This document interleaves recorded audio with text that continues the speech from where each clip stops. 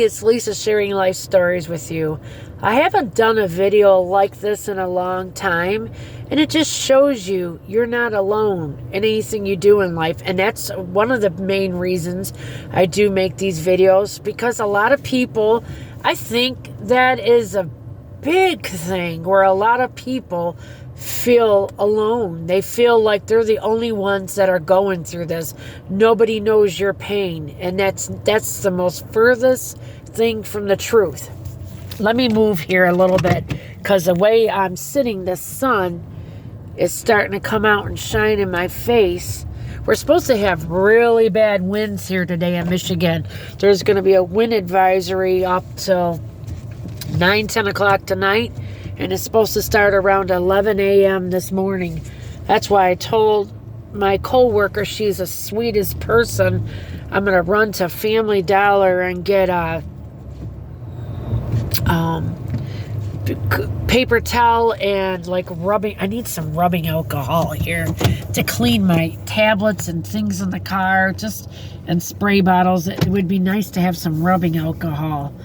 But anyways, to spray stuff up, you just don't know. Look at all those poor kids now in the state of Michigan sick with that RSVP. Am I saying that right? It's just sad.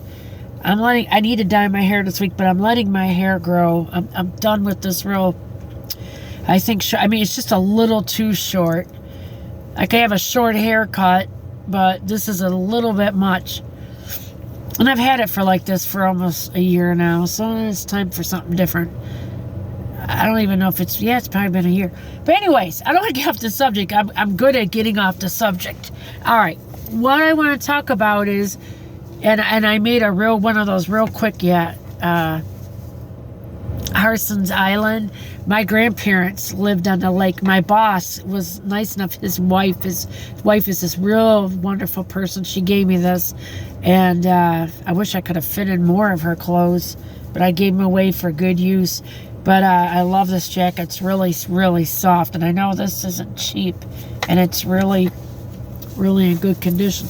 But anyways, what a lot of people are going through, and people feel that they're left out and they're not, people don't hear their cries, and they feel like, God, I work every day and nobody, people on the outside, they're smiling. You think everybody's got the greatest life on the outside picture, and you're like, they have no idea what I'm going through and the pain and struggles that I go through, and they're just all happy. That, like, again, that is the farthest thing from the truth. The grass is never greener on the other side. Everybody goes through shit, okay? This is what kills me with my husband's family. My mother-in-law, that's not my mother, but I treat her like I would treat my mother and father, and I treat her damn too good sometimes. And what I mean by that is, she broke her leg, right? And her daughters have not been over one time to see if she needs something or anything. The oldest daughter called and was crying. Okay, I appreciate it, but what good is that if you're not going to do anything? I've done everything for her, and wait on her, take care of her. She does everything on her own now. She took herself to therapy Friday for the first time, and I was going to take her, but I was so glad she was able to take herself, because I was already committed to shit for work. I had to take another truck at work to get an oil change, a tire fix, get it washed, cleaned up, so my husband can then drive it real far away from us, almost an hour away, drop that off, bring another car back. So yeah, I'm always doing stuff, and I'm just looking to see what was that way. Oh, my neck. But don't feel, I know people out there feel alone sometimes. They take care of their mother or their father or their aunt or uncle, grandma or grandpa, and nobody else is helping. Well, you know what? God sees you. You don't need these other people. My sister-in-laws choose to be so ignorant and not be a part of my mother-in-law's life. Yeah, she maybe wasn't the best mother in the world, but she had problems. My father-in-law was abusive to the kids when they were little. Things weren't like that back then. People didn't get help.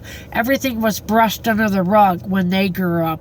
We're talking 50, 60 years ago. Things were completely different. So it was just a different time and space. And just don't feel like you're alone out there. Seek help. There is help, because when I was taking care of my dad, I felt like I was cut off from the world.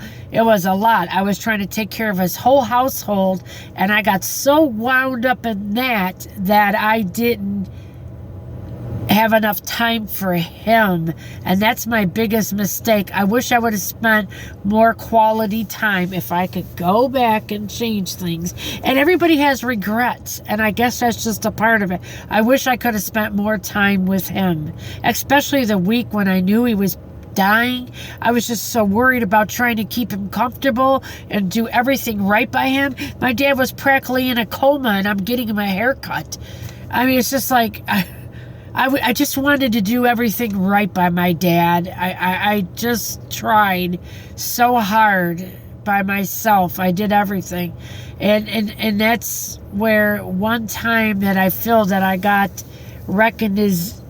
how you say that word, recognition from my husband. He really seen how I cared for my father.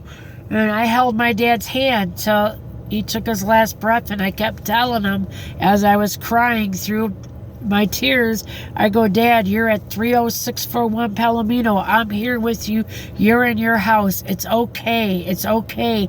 Go with Ma. Go with Ma. It's okay. And I kept saying that to him and saying that to him till he crossed over, and I wanted him to know he was all right. And what makes me sad is nobody was there for my mother, and that just kills me, because my mom was in the hospital all the time. They called me. I wasn't living with my dad because I was still living with my mother-in-law, and they woke me up at 3, 4 o'clock in the morning, and I don't want to even because I get real upset when I talk about my mom. And I had to go there and get my dad, and he took forever because he was handicapped. And what are you going to do? And by the time we got there, she was gone. She was gone before that. But my mom still felt very warm, and I felt that like she waited to see me, you know? So I don't know what this guy's doing. He works here. He's real nice. I think he's getting ready to go. I don't know if they're coming. But I just wanted to tell you guys that don't feel alone. Don't feel that everything's pushed on you. God sees everything. I've had it, like I said, my life, I didn't have kids. I would have loved to have kids. I have polycystic ovary syndrome. Never knew why forever that I didn't have kids. I took care of my husband. My husband had problems and all kinds of issues and drug problems when we first got married. So God puts you where you need to be in life and what you need to be taken care of. I truly believe that. So I took care of him. I helped my mom take care of my dad. I took care of my mom when she was dying in the hospital. When my mom passed away, I took care of my dad till he passed away. Everything is meant for a reason, and I want you guys to know that. Don't kick yourself. Don't be so hard on yourself. Go with the flow as best you can. God's got you in this right now. I'm telling you, God's got you in a position where you're supposed to be. Just the best thing I can tell you is be the best you can be in that position you are. Be present. Be the best person you can be in that position. And God will see that, and He'll take you further up that ladder, and He'll keep helping you. He will keep helping you. I just wanted to pass that along today for anybody that's taking care of their, like I said, their mother, their father, their grandma, their grandfather, aunt, uncle, and nobody else is helping out. You're not alone. You're not alone. You're not alone. You're not alone. And if anybody wants to talk about it, anybody is having a hard time with it, I'm here for you. Reach out to me. Lisa's sharing life stories. We're in this shit together. I can't help you till you subscribe to my channel, and I want more people to comment. I got 116 subscribers. Tell me how your day is today, guys. What's going on? Today's Saturday. Waiting for this windstorm to blow my wig off. I don't got a wig, but I'm just saying, you know. Love you guys. Let me know how you are today. Subscribe to this channel. You won't be sorry. God love you. And be good. Bye.